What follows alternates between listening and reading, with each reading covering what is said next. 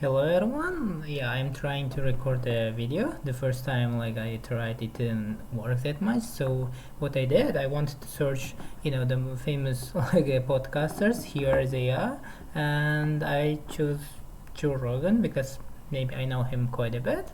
I mean, I watched his podcast as well as some others, and yeah, maybe I will do some other, commenting on my others podcast sometime, like here Huberman Lab, like Shapiro, many others. So here Joe Rogan, very famous Joe Rogan. You see, he's got 17.2 million subscribers, and yeah, more than 3,000 videos. Super cool. And yep, let's look at his links. What he has, like joerogan.com. Wow, I didn't know he has a website. I mean, he had a website, or he has Spotify, and yeah, like email, etc., etc. We can look at the views and how many people are. Ah, I see. He's got podcast shop. Wow, is he selling something? And yep, I guess he's selling lots of things. I don't know how much they cost, but oh my god, I mean, they're not cheap, that's what I would say. And what else?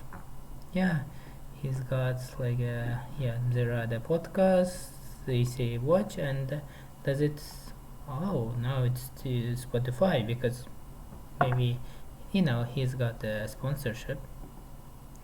And yep, so let's go here.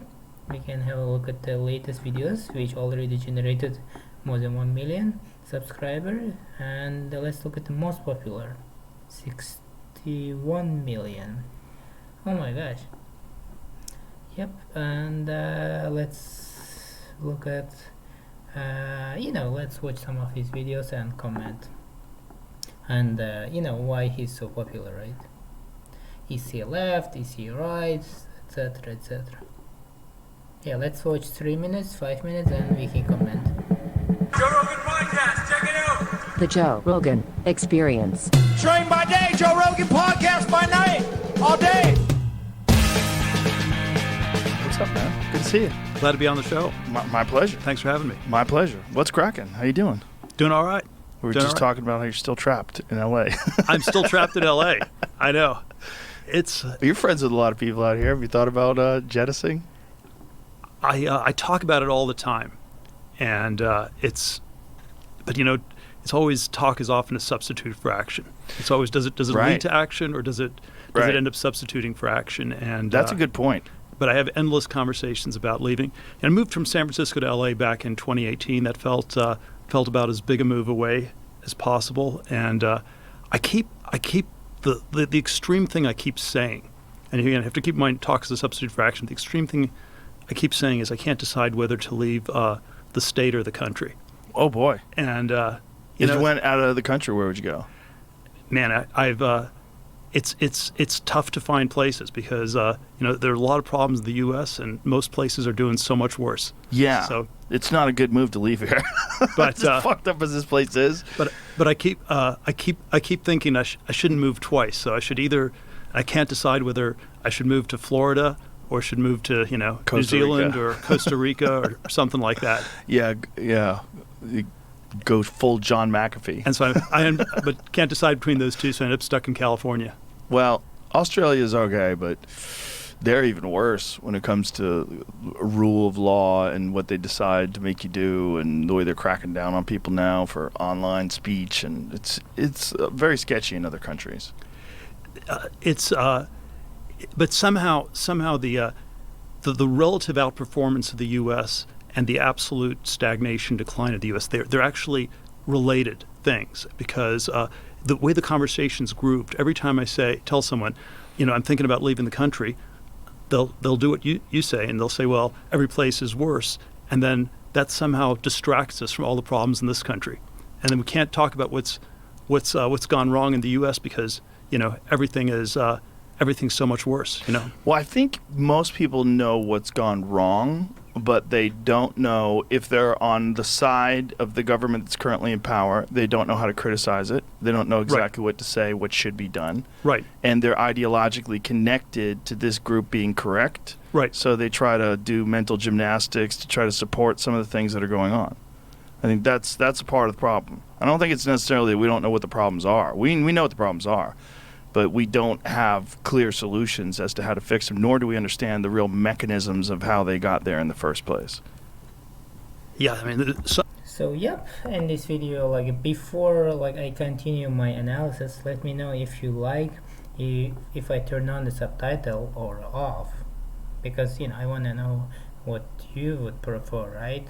So yep, and please let me know about this, like if you do like if like if I turn on the subtitle or off. And yeah, let me know. I also just now noticed that my own camera is like in the middle of the video. Sorry for that. When I was setting up, it was on the corner. So yeah, let's go back. So they are talking about this guy. I mean, Peter Thiel. He's very famous. For being investor, like businessman, all this stuff. We can also, if needed, let's search this guy here. Peter Thiel, you see this American venture capitalist, etc. So he's been featured in Forbes, was born in 1967. Here we can see technologies, all those things. So they're discussing. These are one of the latest podcasts, and here in the description they say he's a co-founder of PayPal and his investment in Facebook and some other technologies. So yeah, they're discussing whether Peter Thiel, thinking about to move out of the his state or country like USA at all, which is interesting, right?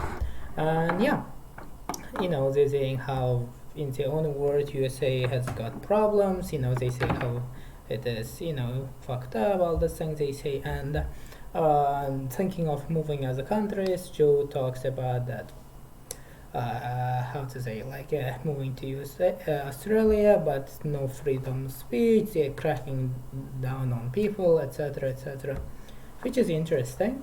And yeah, some people say that Joe Rogan is left, but I have watched a couple of his videos, and I mean he doesn't seem to be left. Not left. Sorry. Yeah, he doesn't seem to be right. He seems to be more of center. I mean, at the very least, people would you could argue that he's from center to a little bit right, but I don't think he is right that much. Let's ask Perplexity if you heard about this. This is kind of similar to ChatGPT. Let's see. Is Joe Rogan left or right? And yep.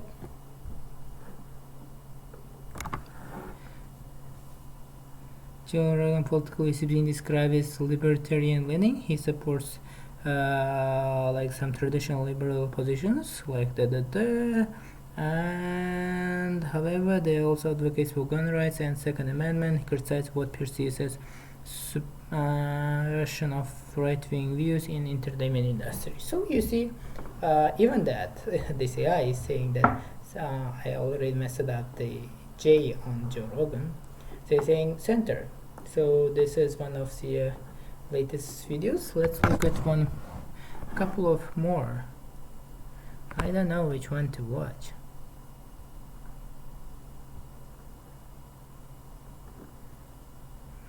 Yeah, he's got lots of videos, and I don't know what to say. Let's look at back the first time he made a video, right?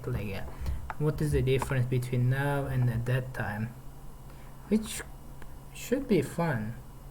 Yeah, let's look at this one, what they're talking about, and his videos 11 years ago, and how it changed it.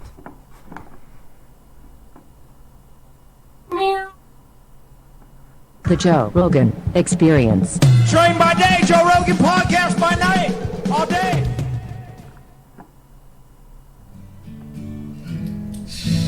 Here we go.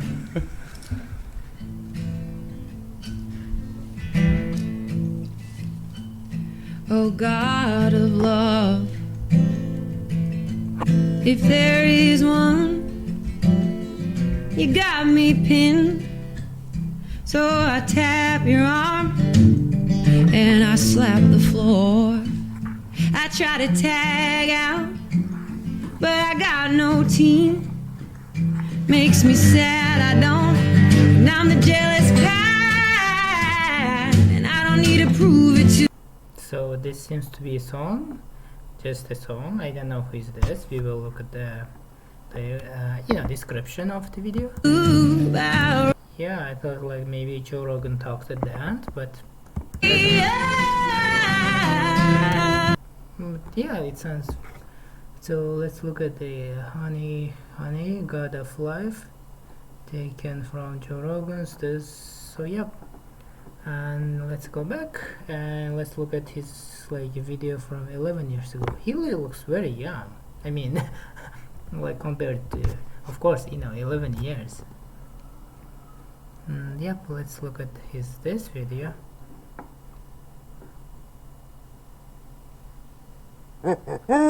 Hello, my friends. We're off and running again. This episode of the Joe Rogan Experience podcast is brought to you by Audible.com.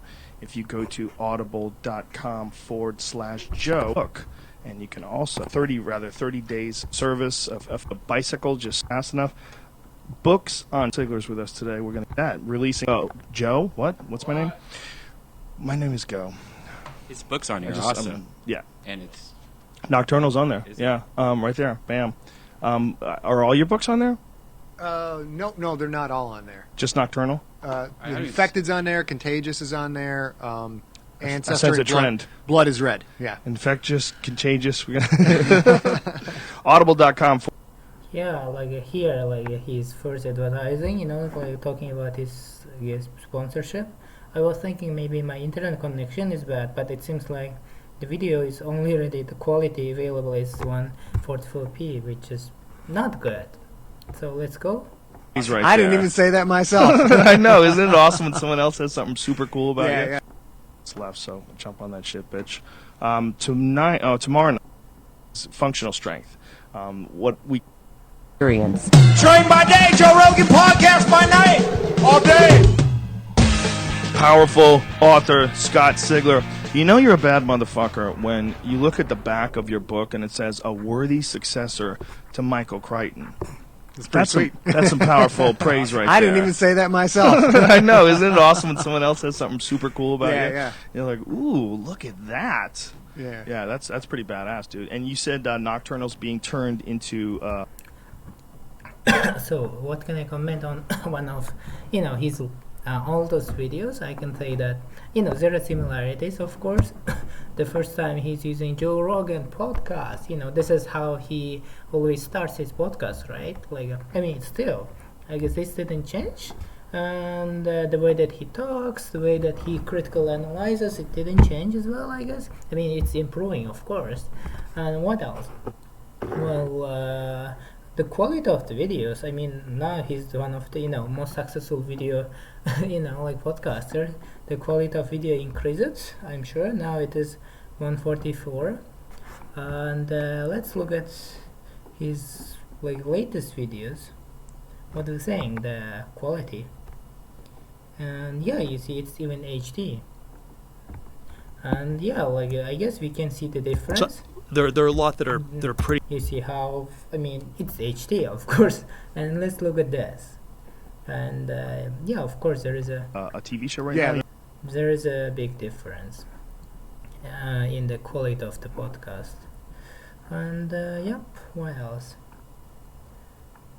And let's see how many times he interviewed Elon Musk, right? One of the richest person on the planet. Oh my god. I guess they have had so many times. Don't tell me they have got... No, sometimes he talked about it. Here Joe Rogan 4 years ago podcast and 1 month ago again. Yeah, like they've got all those things, and yeah, they're talking, they're discussing together. And yeah, 9 months ago he was talking about buying Twitter and turning into it X. Yeah, all this stuff, colonizing this stuff. You see, like they talk about the different things. And one more thing, if we notice, I mean, if you're bilingual, you notice that like in English, motherfucker is used as normal. I hope YouTube doesn't let's say block me or remove my channel that I'm talking about. But if you're like bilingual, you notice that some people literally translate, and even like I have heard that like Islam Makhachev tried to even have a fight. I mean, got angry when he was fighting with his latest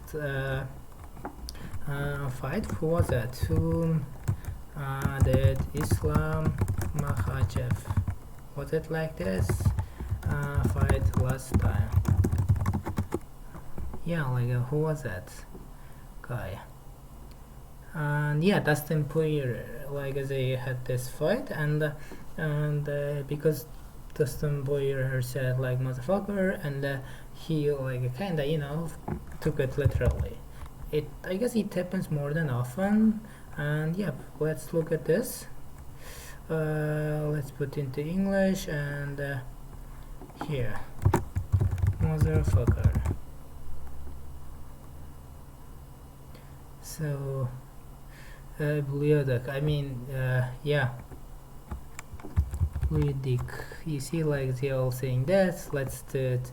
Uzbek. Oh my gosh! In Uzbek, it's saying just different things. What about German? No, I'm looking for the language here. Where is it? German. If I say Dutch.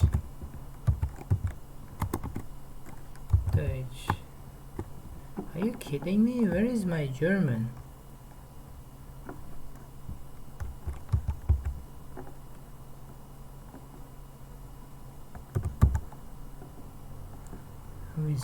Still, I mean, motherfucker, people really translate as, people who fuck, I don't know that is like a mother or something else. It's terrible.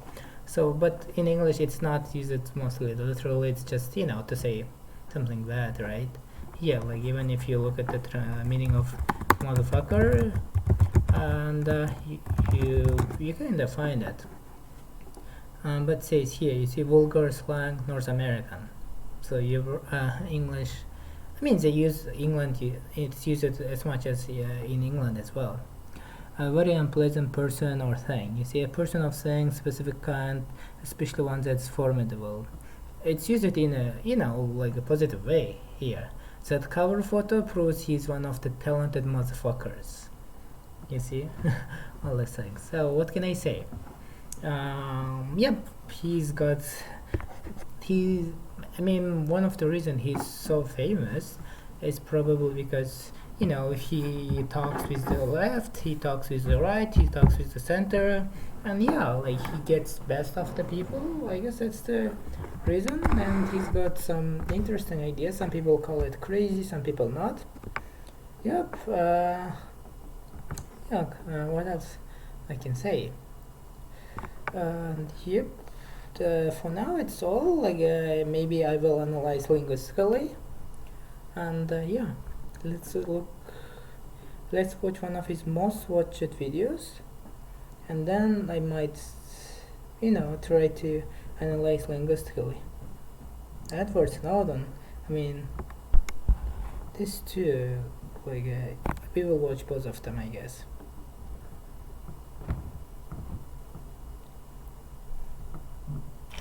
Two, one, boom, and we're live. First of all, cheers, gentlemen. Let's have a little toast.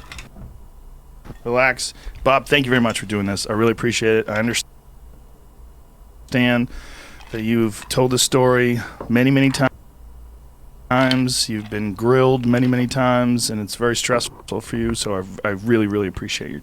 So I wanna try if I can turn off my camera while I'm talking. So do you think it's possible? Windows.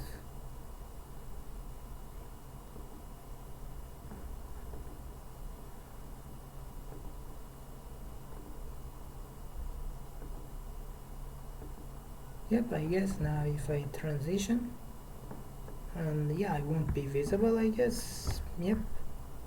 If I turn on and transition, I will be visible. So, yep.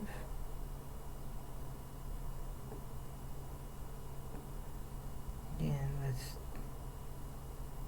Yep, now I'm not, I guess, visible. Yep, I guess I can try. Let's go. Your time. For people who don't know the story, there is a documentary. Jeremy Corbell has a documentary out right now. It's called Bob Lazar, Area 51 and UFOs. And flying saucers. And flying saucers. Bob Lazar, Area 51 and flying saucers. Okay. Yeah. I first heard your story decades ago. I told you last night when we went out to dinner. I've seen pretty much every interview you've ever given. I've followed the story incredibly closely. But for people who don't know the story, let's give them the bullet points. You used to work at Area 51. And Area 51, you went like, huh? Well, we want to be accurate. Okay. Area S4. S4. Okay. It's about 15 miles south of Area 51. Okay. But you worked in how would you describe it? I guess within the Area 51 compound. You can call that a subset of Area 51. And you got that job. Before that, you were working... Before that, I had worked at Los Alamos Right. National Labs in New Mexico. And you were involved in what kind of work? Nuclear weapon development, physics. I mean, they do everything there. So how do they approach you to say, hey, Bob, why don't you come on out to the Nevada desert? Well, the way this went down was, at that time, it was 1982, I had put a jet engine in my Honda, and Los Alamos put it on the front page of the paper. Said, Los Alamos man, physicist at the lab, built this 200 mile an hour, Honda jet car that I drove to work every day. So I was known in Los Alamos, the guy with the weird car, and you could hear it from a mile away. Anyway, the day that came out on the front page of the paper was the day Edward Teller, the father of the hydrogen bomb, was giving a lecture down there at the lab. And we didn't have much going on that day in our group, and I asked if I could go down there. And I went down there early, and Ed Teller was outside, leaning on a... So, yep, I guess I am now able to put this, my video on the left side. So, yeah, I'm still learning to use this OBS Studio. Sorry, if I still lack basic things. So, here's one of the most popular, most watched videos with Bob Lazar, like I seen a physician, so who worked at Los Alamos National Laboratory in New Mexico, all those things. So do they have Jeremy Corbell is a documentary artist, and yeah, I guess they have more than one. Let's look at the Lazar, how famous he is. Yeah, conspiracy theorists they are talking about. I don't know. This is Wikipedia. That doesn't mean this is you can trust or not. So yep, and what we can notice from his speech again is that the way he tries to be accurate and specific, making sure that the guests in his podcast feels okay. Yeah, cool. Now let's go to Edward Snowden. What are they talking about 4 years 4 years ago?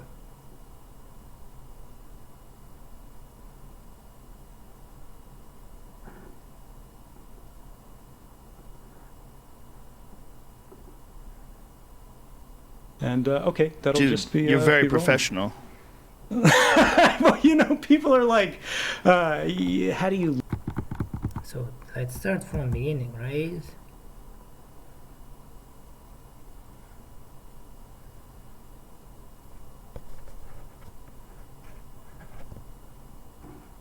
And okay, that'll Dude, just be. you're very be rolling. professional. Well, people are like, how do you live and things like that. They're like, are you taking money from the Russians? And of course, the answer is no. But I do this for a living. Like I speak. I don't have a YouTube channel where it's I'm Joe Rogan, but I give speeches at universities and things like that. I do a lot of interviews, and so We're I've got recording now, right? My own setup. Is it possible that you could do a YouTube channel? Would that work? I mean, if you introduce me so like I get followers, yeah, we could do that. Dude, I'm all in. That could absolutely happen. Do you want to do that? Is that something you want to do? No, I mean, this is a big question. So I came on because I had just written a book called Permanent Record, which is the story of my life, because that's what publishers make you do when you're writing your first book. But it's more than that, because I didn't just want to talk about me. It's actually about the changing of technology and the changing of government in this sort of post 9/11 era, which our generation just sort of happened to be growing up during. And I was at the CIA and the NSA and all this stuff. But the day that the book came out, the government hit me with a lawsuit, and they hit the publisher of the books with a lawsuit. Because they don't want to see books like this get written. They especially don't want to see books like this get read. And so the big thing was, we didn't know where this was going. We didn't know what was going to happen. And my publisher, of course, wanted me very badly to let people know this book existed in case the government leaned harder and harder and harder. We didn't know where that's going. The government is still pursuing that case quite strongly. They're more focused on the financial censorship side of it, basically taking any money that I made from it. So yep, I mean, like you see how they're starting this, and my interest, like Edward Snowden, does he have podcast? I mean, I don't think he's got YouTube. I mean, a YouTube channel, but does he have a YouTube channel? What do you think? And what are the chances of him having a YouTube channel? Any ideas? And I guess like he doesn't have. I mean, it would be great if he had. Let's have a look at.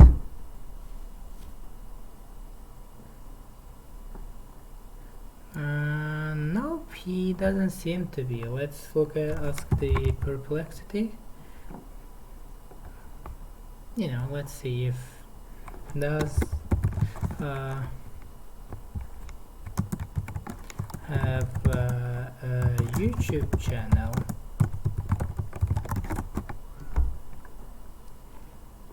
Nope, he doesn't have a YouTube channel. It's also saying, I mean, you can't trust 100% this, but still.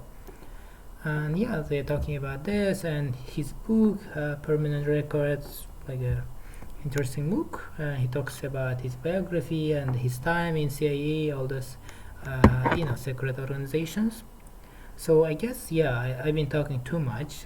It's time probably for me to stop talking. Please let me know what you liked, what you didn't like, because based on what you say, what you liked, what you didn't like, I can improve on it. Now I'm using like basic laptop, basic like headphone. Maybe I will buy a new headset so that it will help. I mean, it's pretty much fun.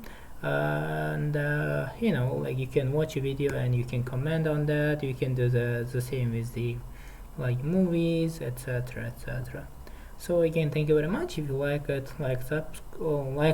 click the like button, subscribe, and comment your ideas. Thank you. Bye bye.